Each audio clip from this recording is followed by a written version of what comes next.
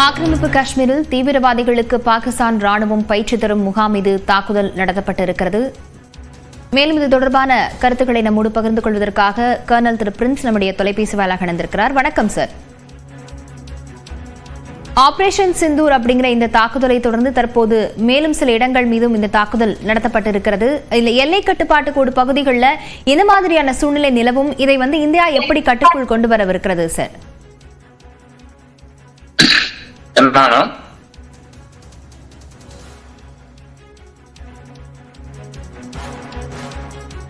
திரு Prince, உங்களிடம்தான் கேட்கப்பட்டது.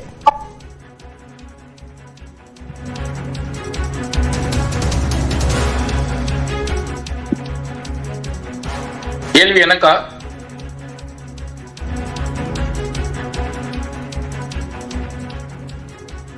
பாகிஸ்தான் ஆக்கிரமிப்பு காஷ்மீரில் உள்ள முசாஃபராபாத்தில் உள்ள ஜவாமி உள்ள லஷ்கர் தொய்பாக்கு சொந்தமான இடத்தில் தீவிரவாதிகளுக்கு பயிற்சி அளித்ததாக கூறப்படும் அந்த இடத்தில் தாக்குதலானது நடத்தப்பட்டிருக்கிறது. இது தொடர்பான மேலும் கருத்துக்களை பகிர்ந்து கொள்வதற்காக நம்மிடையே கர்னல் பிரின்ஸ் இணைந்திருக்கிறார். சார், தொடர்ச்சியாக இந்த ஆபரேஷன் சிந்தூர் தாக்குதலை இந்தியா முன்னெடுத்திருக்கிறது. இது எப்படி நம்ம பார்க்க வேண்டியிருக்கிறது? உலக நாடுகள் எவ்வாறு இந்த தாக்குதலை பார்க்கும்? உலக நாடுகள் எப்படி பார்க்கும், நம்ம அவ்வளவு அக்கறை கொள்ளக்கூடாது. ஆனாலும் நம்ம உலக நாடுகளுக்கு நம்மளோட அபிப்பிராயத்தை நம்ம முன்னாலே சொல்லி இருக்கிறோம். அவங்களுக்கு இந்த தாக்குதல் ரொம்ப ரொம்ப வரவேற்கத்தக்கது. என்னோட அபிப்பிராயத்துல கொஞ்சம் சீக்கிரமா நடந்துருச்சு. இன்னும் கொஞ்ச நாள் நம்ம வெயிட் பண்ணி இதை பண்ணியிருந்தா அங்க இருக்கிற அந்த தீவிரவாதிகள் இந்த நேரத்துல நம்ம தாக்குதல் பண்ணுவோன்ட்டு வெளியே ஏறி இருப்பாங்க. அவங்கள திருப்பி நம்ம பண்ணியிருந்தா இன்னும் கொஞ்சம் நல்லா இருந்திருக்கும். ஆனா ஒரு சர்ப்ரைஸ் ஃபேக்டர்னு இருக்கு, ஒரு அட்டாக்ல ஒரு சர்ப்ரைஸ் ஃபேக்டர்னு இருக்கு. அந்த விதத்துல நம்ம சர்ப்ரைஸ் ஃபேக்டர் ஓரளவுக்கு நம்ம இங்க எடுத்திருக்கிறோம். திரு பிரின்ஸ், அதே போல இப்ப இரவிலிருந்து தொடங்கப்பட்ட அந்த தாக்குதலானது மேலும் 2 இடங்கள்ல தற்போது தாக்குதல் நடந்திருக்கிறது. குறிப்பாக தீவிரவாதிகளுக்கு பாகிஸ்தான் ராணுவம் பயிற்சி அளித்திருக்கக்கூடிய அந்த முகாம் மீதும் தாக்குதல் நடத்தப்பட்டிருக்கிறது. இது இப்போ எல்லை கட்டுப்பாடு கோடு பகுதிகளில் இதை எப்படி இந்தியா அதை எதிர்க்க போறாங்க? எல்லைன்றது ரொம்ப ஆக்டிவா இருக்கும். நீங்க நியூஸ்ல பாத்திருந்தா நம்ம சைட்ல பஞ்சாப்ல இருந்து நிறைய பேர் எல்லையில வசிக்கிறவங்க அங்கிருந்து காலி பண்ணிட்டு உள்ள வந்திருக்கிறாங்க. பாகிஸ்தான் சைட்ல இருந்து நியூஸ பாத்தீங்கன்னா அவங்க ஸ்பெசிபிக்கா அவங்களோட நியூஸ் பிரீஃபிங்ல மசூதியை அட்டாக் பண்ணிருக்கிறாங்க, ஒரு 3 வயசு ஒரு குழந்தைய அட்டாக் பண்ணிருக்காங்க அப்படின்லாம் வருது. ஸோ இன்னும் போக போக தான் இதெல்லாம் கிளியர் ஆகும். ஏன்னா இது ரொம்ப ரொம்ப ஸ்டார்டிங் ஸ்டேஜஸ். இப்போ நம்ம அட்டாக் பண்ணியிருக்கோம், இப்போ அவங்க ஒரு மிக் நம்மளது டவுன் ஆயிருக்குன்னு சொல்லிட்டு நம்ம அவங்களோட ஒரு J-17 டவுன் பண்ணியிருக்கோம்னு சொல்றாங்க. ஸோ இந்த நேரத்தில் வதந்திகளும் நிறைய பரவும். அதனால ஒரு இன்ஃபர்மேஷனை கரெக்டா நம்ம ஆராய்ஞ்சு பார்த்துட்டு கன்ஃபார்ம் ஆனது தான் நம்ம சொல்ல முடியும். சம் இன்ஃபர்மேஷன் அவங்க ராணுவத்திலிருந்து வரதும் அவங்களோட நியூஸ் சேனல்ல இருந்து வரதும் கூட நம்ம நம்ப முடியாது. அதனால போக போக தான் அது தெரியும். அந்த ஃபேக் நியூஸோ இல்ல கரெக்ட் இன்ஃபர்மேஷன் இல்லாம அதை பத்தி நம்ம கமெண்ட் பண்றது கொஞ்சம் சரி இருக்காது. திரு பிரின்ஸ், அதே போல இது போர் அல்ல, இது பதிலடி தாக்குதல் தான் அப்படின்னு முன்னாடி நம்மிடையே பேசியிருந்த ஓய்வு பெற்ற ராணுவ அதிகாரிகள் நம்மிடையே கருத்து பதிவிருந்தாங்க. அந்த நிலையில இப்ப அடுத்த கட்டமாக இப்ப பாகிஸ்தான் இதை எதிர்கொள்ளும் என கண்டனம் தெரிவித்திருக்கிறார் ஷெபாஸ் ஷெரீப். இந்த பதிலடி தாக்குதலுக்கு அவர்கள் தரப்பிலிருந்து என்ன மாதிரியான நடவடிக்கைகள் அவங்க மேற்கொள்வாங்க? அவங்க கண்டிப்பா ஒரு ரிட்டாலியேட்டரி ஸ்ட்ரைக் அப்படி பண்ணுவாங்க. ஆனா அவங்கள நம்ம ஒரு சர்ப்ரைஸ் ஃபேக்டர்ல நம்ம அவங்கள எடுத்துட்டோம். ஏன்னா அவங்க ஆக்சுவலா தயாரா இருந்திருந்தா நம்ம அட்டாக் பண்ண அதை அவங்க சென்ஸ் பண்ணிட்டு உடனே அப்பவே அவங்க அட்டாக் பண்ணிருக்கணும், இல்லைன்னா நம்ம அட்டாக்கை தடுத்துருக்கணும். So we have caught them off guard. அதாவது அவங்க தயார் நிலைமை இல்லாத போது நம்ம அவங்கள ஓரளவுக்கு அட்டாக் பண்ணிருக்கணும். ஆனா வேணுங்கிற அந்த டேமேஜஸ், டெரரிஸ்டோட டேமேஜஸ் அவ்வளவு ஆகாத மாதிரி தெரியுது. ஏன்னா அங்கிருந்து அவங்களாம் காலி பண்ணிட்டு போயிருக்க மாதிரி ஒரு தெரியுது. அவ்வளவு ஒரு கேஷுவலிட்டிஸ் ஆகல. கொஞ்சம் சிவிலியன் கேஷுவலிட்டிஸ், கொலாட்ரல்னு சொல்லுவோம், அது ஆகிறது கொஞ்சம் சகஜம் தான். அதை நம்ம ஹெல்ப் பண்ண முடியாது. ஏன்னா அவங்க நம்மள சிவிலியன் பீப்புளையே டார்கெட் பண்ணிருக்கிறாங்க. ரெண்டாவது, இது போர் முழக்கம்னு சொல்லலாம், ஆனா கரெக்டாவும் சொல்ல முடியாது. ஏன்னா நம்ம அவங்களோட மிலிட்டரி இன்ஸ்டாலேஷனை அட்டாக் பண்ணல. ஒரு போர்ன்றது எப்படின்னா, ஒரு தேசமும் இன்னொரு தேசத்தோட மிலிட்டரிய ஃபர்ஸ்ட் அட்டாக் பண்ணும். அவங்க அவங்களோட ஃபிளைட்ஸ் எல்லாம் மேலே ஏறாதபடி ஏர் ஸ்ட்ரிப்ஸ் அட்டாக் பண்ணுவோம். அவங்க ஃபிளைட்ஸ் கீழே இருக்கிற ஃபிளைட்ஸ் அட்டாக் பண்ணுவோம், ரெடார்ஸ் அட்டாக் பண்ணுவோம், கம்யூனிகேஷன் சென்டர்ஸ் அட்டாக் பண்ணுவோம். ஸோ அப்படின்னு நம்ம பண்ணியிருந்தா கண்டிப்பா அது போர் தான். நம்ம அது பண்ணாம நம்மள வந்து அட்டாக் பண்ண, நம்மள தொந்தரவு பண்ண டெரரிஸ்டோட கூடாரங்களை நம்ம அட்டாக் பண்றது ஒரு போர் முழக்கம்னு சொல்லவும் முடியாது. ரெண்டாவது கிளாசிக்கலா சொல்ல போனா பஹவல்பூரை விட்டுட்டு மீதி எல்லாம் நம்ம பிஓகேல இருக்கு. ஸோ பிஓகேன்றது பாகிஸ்தான் டெரிட்டரி நம்ம அக்செப்ட் பண்றது இல்லை. ஏன்னா இப்போ ஷிம்லா அக்ரிமெண்ட் உடைச்சோன்னே அது நம்ம disputed territory. So disputed territory தான் நம்ம அட்டாக் பண்ணியிருக்கோம் எக்ஸப்ட் ஃபார் பஹவல்பூர். ஸோ அப்படின்ற ஒரு இதுவும் கூட நம்ம வைக்கலாம், ஒரு ஆர்குமெண்ட்டும் அந்த மாதிரி வைக்கலாம். நிச்சயமாக திரு பிரின்ஸ். இப்போ அடுத்தபடியா பார்த்தோம்னா ரஜோரி பகுதியில, பூஞ்ச் பகுதியில, இந்த 2 பகுதிகளிலுமே பாகிஸ்தான் ராணுவம் எல்லை மீறி தாக்குதலை நடத்தி இருக்கிறது.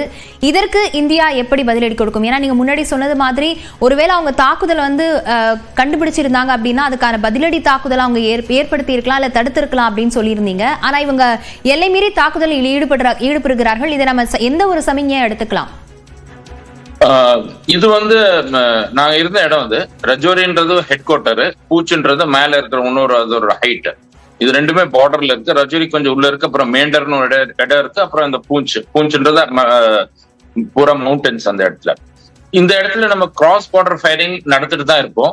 ஆனா இன்னைக்கு அவங்க வந்து ஹெவி, முன்னால ஸ்மால் ஆர்ம்ஸ் ஃபயரிங் பண்ணிட்டு இருந்தாங்க, இன்னைக்கு ஹெவி வெப்பன்ஸ் ஃபயர் பண்ணிருக்காங்க, அதனால ஆர்டிலரி வெப்பன்ஸ் ஃபயர் பண்ணிருக்காங்க. அதனால கொஞ்சம் உள்ள நம்மளோட டவுன்ஷிப்ஸ்குள்ள வந்ததுனால சிவிலியனோட கேஷுவலிட்டிஸ் ஆயிருக்கு. இது வந்து காலையிலேயே எங்களுக்கு தெரிய வந்தது, இது சிவிலியன் கேஷுவலிட்டி எல்லாம் ஆயிருக்குன்ட்டு. அதாவது அவங்க இத நம்ம அவ்வளவு ஒன்றும் சீரியஸ் எடுத்து, எஸ் சிவிலியன் கேஷுவலிட்டி ஆயிருக்கிறது இது சரியில்லைதான். ஆனா இதுக்கு நம்ம திருப்பி ரிட்டாலியேட்டரி உடனே பண்ண தேவையில்லை. ஏன்னா நம்ம வந்து பெரிய அடி கொடுத்துருக்குறோம். அவங்க வந்து ஃபேஸ் சேவிங்காக அவங்க இதெல்லாம் கொஞ்சம் பண்ணணும்.